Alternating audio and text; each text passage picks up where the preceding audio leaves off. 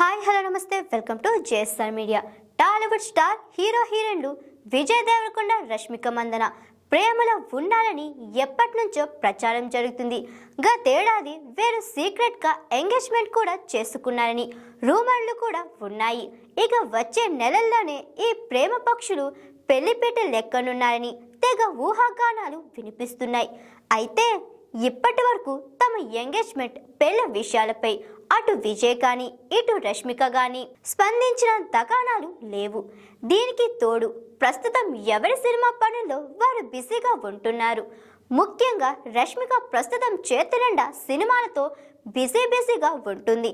గతేడాది the girl friend తో hit కొట్టిన ఈ ముద్దుగుమ్మ త్వరలోనే మైసా అనే మరో లేడీ ఓరియంటెడ్ మూవీతో ఆడియన్స్ ముందుకు రానుంది.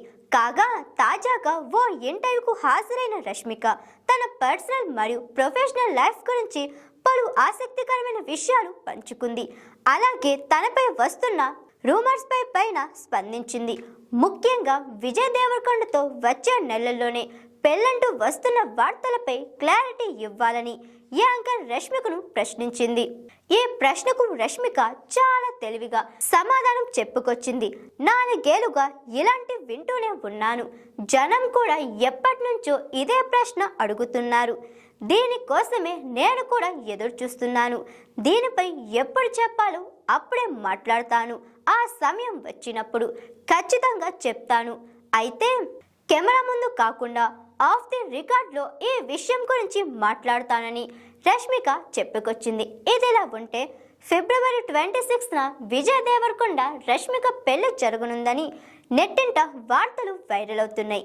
రాజస్థాన్లోని ఉదయ్పూర్లో గ్రాండ్ వెడ్డింగ్ జరగనుందని తెలుస్తుంది.